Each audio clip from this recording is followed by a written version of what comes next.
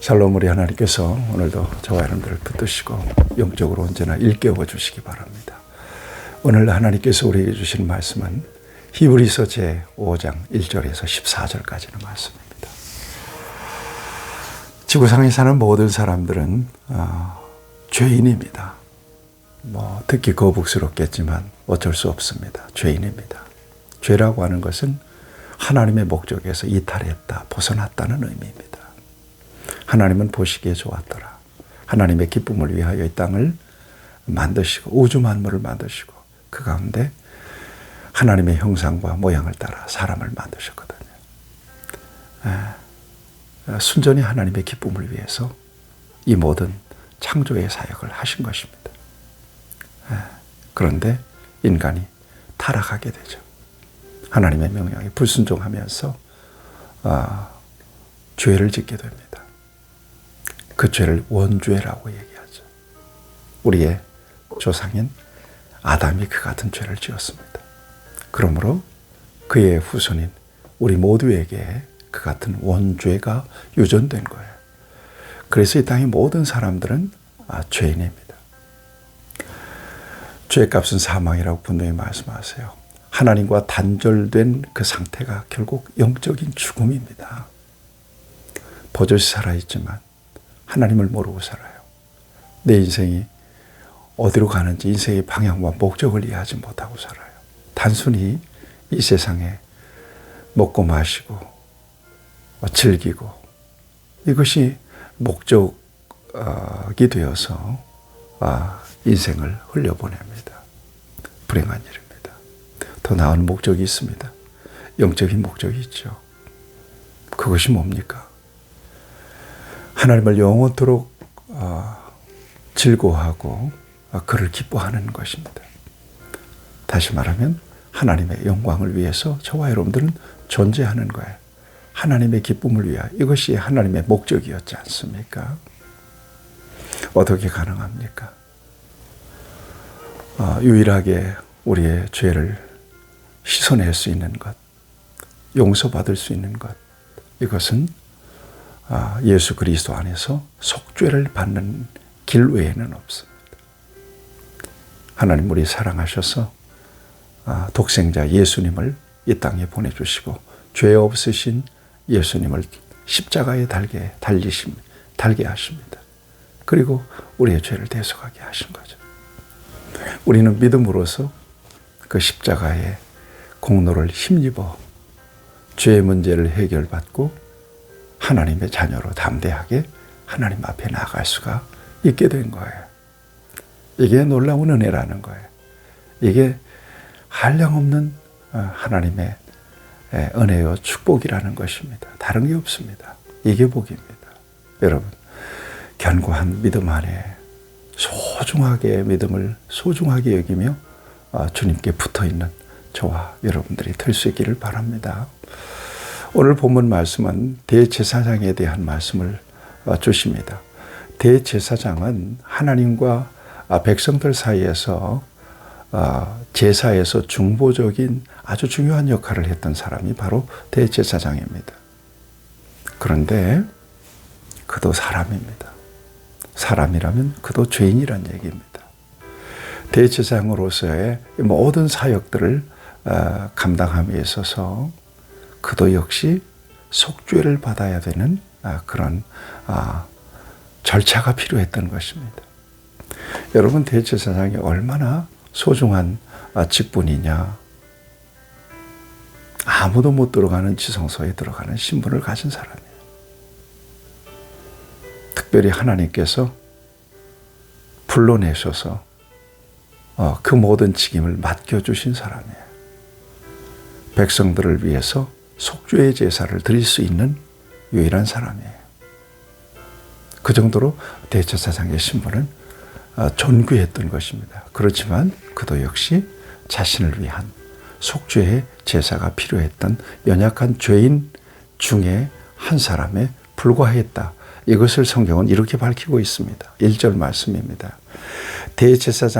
대제사장마다 사람 가운데서 택한 자이므로 하나님께 속한 일에 사람을 위하여 제물과 속죄하는 제사를 드리게 하나니 그가 무식하고 미혹된 자를 능히 용납할 수 있는 것은 자기도 연약함에 휩싸여 있습니다.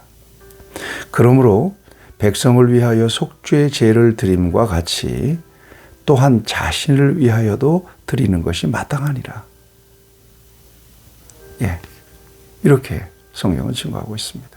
백성을 위해서 속죄제를 드림과 같이 자기 자신을 위한 속죄제도 필요하다는 것을 이렇게 말씀하고 있는 것입니다. 왜냐하면 아론과 같이 사람들 중에서 하나님의 부르심을 받은 사람이기 때문에 그렇다 하는 것입니다.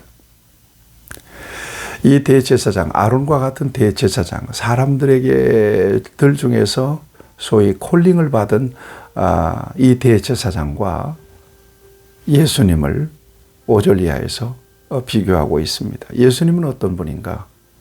하나님의 아들이라는 것입니다.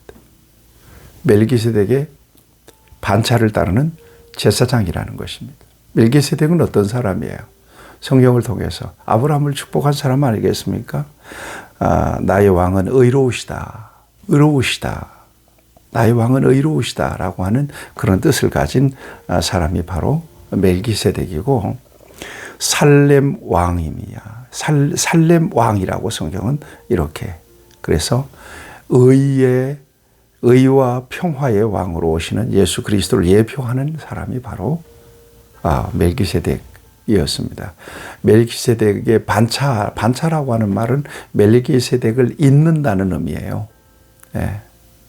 잇는다 그런 의미입니다. 예수님이 바로 그런 분이시라는 것입니다.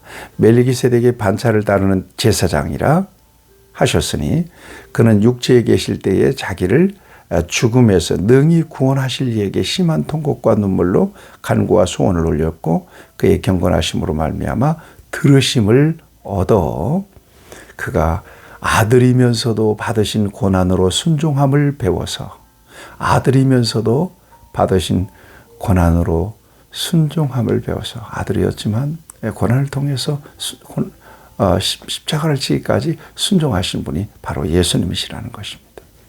온전하게 되셨은즉 자기에게 순종하는 모든 자에게 영원한 구원의 근원이 되시고 하나님께 멜기세덱의 반차를 따른 대제사장이라 칭함을 받으셨느니라 이렇게 되어 있습니다.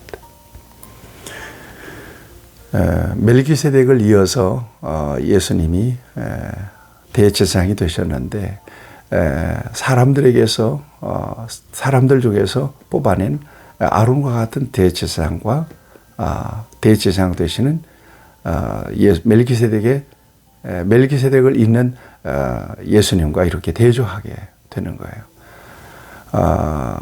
사람에게서 뽑힘을 받은 사람을 위해서는 자기 자신을 위한 속죄의 제사가 필요했지만 예수님은 그렇지 않다는 사실을 우리에게 가르쳐주고 있는 것입니다.